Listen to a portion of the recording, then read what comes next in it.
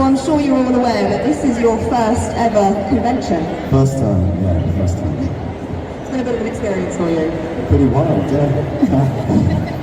And I know that we'll talk through your career in a moment, but the experience here with Stranger Things dropping just a couple of weeks ago for us, or a month ago for us, it's just an incredible phenomenon. Can you talk us through what it was like for you joining Stranger Things? Were you already a fan? I was definitely a fan, yeah. What was the experience like? It was very long. Obviously, you guys have been waiting for a few years, right, for it, and we were very aware of the kind of appetite for it and the wanting to get it right. It was obviously quite daunting joining a show like that because people really love it. There's a lot of devotion, you know, your commitment as fans is just, it's so moving. Obviously, this is my first time here, so it's kind of seeing how much it means to you all is so overwhelming. It's mad, yeah. And when you got the script for Eddie, he's been such an incredible standout character of this series. Did you expect that when you, what was it that kind of drew you to him? Did you expect him to be such a phenomenon in his own right? Not at all. No, obviously not. No, I didn't expect this. This is crazy. What was it about him? Well, obviously, you know, if you get asked to come and do in Stranger Things, you say yes. So it was never about kind of anything that drew me to the role. It was a brilliantly written role. It was all on the page, and the Duffers really created a very empathetic character who represents kind of being an outsider. And so that was a terrific privilege for me to kind of have a pop at, yeah. And of course, his iconic 80s look. I mean, it's just brilliant, isn't it? What was it like for you? It's a very good sign. What was it like for you kind of getting into the look? Did it sort of come together for you when you put the hair on, put the jacket on? 99% of this character is the wig, I think. Yeah, it did all the work for me. It's very funny, you know, kind of putting this wig on, and it makes you, when you look at someone that looks very different to you, it's pretty funny. So yeah, that was very fun, kind of coming up with the look, and I was working with Sarah Homeschool, who does hair for Stranger Things, is brilliant. We were kind of coming up with the look for about 3 weeks before the pandemic, with like various different wig fittings and stuff like that. But we landed on the Beast. It was called the Beast. It was called the Beast. Exclusive. And what were your kind of inspirations in playing him? Did you look at other rock stars of the era, or did you look to film characters? Or was it just kind of coming from straight from the page? I mean, people have kind of brought up The Breakfast Club, like Judd from The Breakfast Club, which I guess is a kind of a similarity. I didn't base it on anyone. I kind of based them loosely on a couple of people that I knew who were a bit older than me, who I thought were kind of cool. But no, it was just kind of, I don't know, it was the wig. Eddie Van Halen. Sorry. Eddie Van Halen. No. Eddie Van Halen. Yeah, also sorry. A bit of him. Yeah. Spanish. Okay, I think we have our roving mics in the audience. Does anybody have a question? No one, barely anyone at all, not at all. We'll try and get around as many as possible, so do please pop your... I have a question. Hello, again. Hi. I have a question that has been on the internet for quite a while now, and it is the question of when Eddie unfortunately died at the end, spoilers. Spoiler alert! Dustin was looking down at Eddie's legs, and there's a question of whether Eddie's legs were bitten down to the bone, and that's what killed him. Can you answer whether that was what happened? The legs weren't bitten down to the bone. Brilliant, love that, thank you.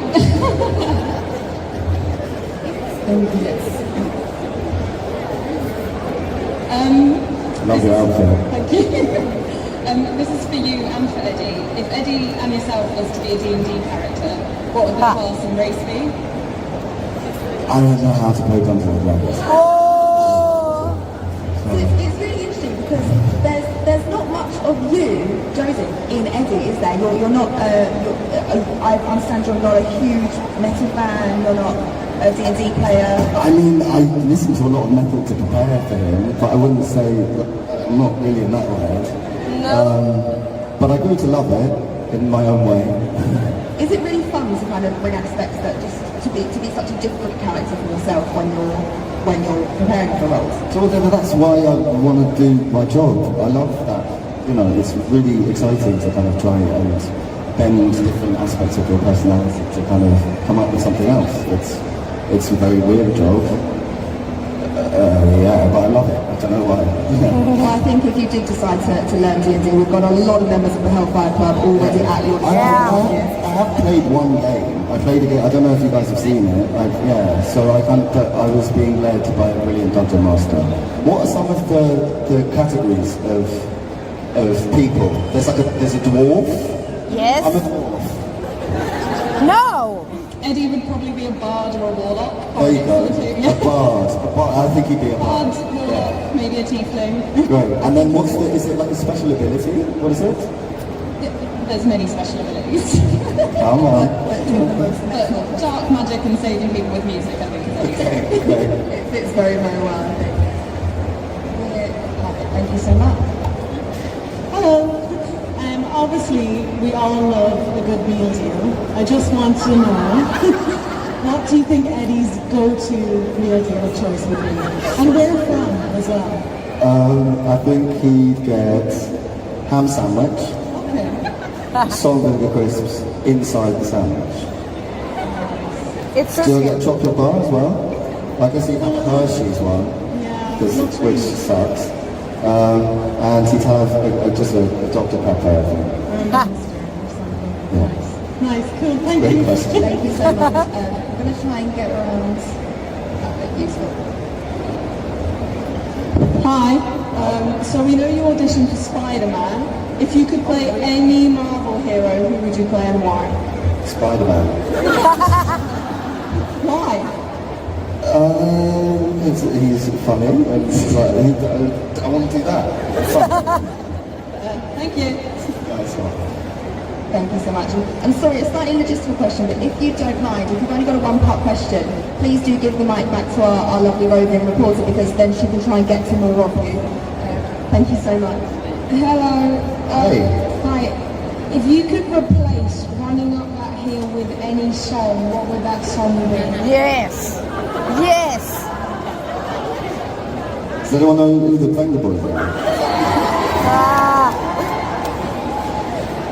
No more questions. Hi, Joseph. Alright. I was just wondering, as we know the guitar solo was Metallica and Master of Puppets, I was just wondering how it came to be Metallica, and did you have any influence on what the song was? It was always going to be that song. It was written in the script, which we got before we really kind of got into the main bulk of filming. I wasn't involved in the discussions. I did what I was told. Hiya. My question is, so in a recent interview we saw that you jokingly took the guitar back with you. Did you take anything from set, his iconic rings or the guitar? They won't give me the guitar. I've asked for the guitar. I should have the guitar. Yes. Yeah. But yeah, we're working on it. What did I take from the set? I took the rings. I took some Hellfire t-shirts. And that I tried to take the wig. Oh, Yeah, I the got beast. busted. Hi, Joseph. Hi. If you could play any other character in Stranger Things, who would you play? Joyce. You look like a Joyce, so...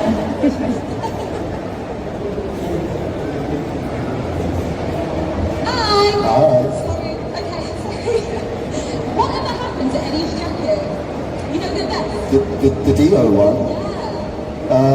I don't know. I think Joe Keery might have stolen that. Joe Keery. Yeah, boo, Joe Boo! Hey, that guy. Hi. I just wondered, because most actors put a part of themselves like as the root of a character, and I wondered what part of you seems you're not that similar to Eddie is rooted in the character? That's a lovely question. I don't know, really. Maybe questionable dress sense, probably. Would you guys the front here? Hello. Oh. So, with the characters that you play, I see that you've got like a common theme of always playing like really sad characters. You don't have a good ending to them. Why do you always choose characters like that? I don't choose them. You have very little control in this life, and I don't know, so far the roles that I've played have been, a bit tragic. I don't know why. It's an interesting thing, isn't it? Because that you do tragedy so well, and you bring so much humour to your characters, even in their interesting, unique circumstances. Do you think that is there anything about playing that tragic character that is more interesting to you, or that you enjoy? I think any character with a satisfying arc, a kind of an interesting beginning, difficult middle, and a satisfying end, that's what you want as an actor. And the most kind of poignant end for any character tends to be when they die. So yeah, it's great to die. No. Have many lives. Thank you. During the guitar Hi. hi. During the guitar scene, are you actually the one playing it? Yes and no. I played the most of it, and then we kind of flew in a kind of black belt metal guitarist to play the solo because that just wasn't going to happen. It's really fast, but I did play the other bits. So. Okay. Hi. Mine's not really a question. It's just more of an extension of gratitude, really. I'm sure a lot of us have heard what happened yesterday, whether it's true or not, about how you were treated. I won't really comment on it, but I just wanted to say thank you from all of us. We're really grateful that you're sharing your time. Yeah.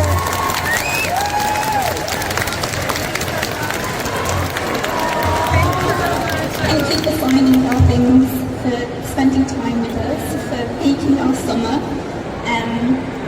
I think that we've all really connected with Eddie for one reason or another, whether we like his music taste or that he is the outsider, like you mentioned. I think all of us are part of Eddie. We've all travelled far because we all really connect with you as well. And you've all really made our weekend. And you really made mine as well. Like, you were just so nice to me and my guide dog yesterday, and however you were treated yesterday, we are so grateful. Thank you.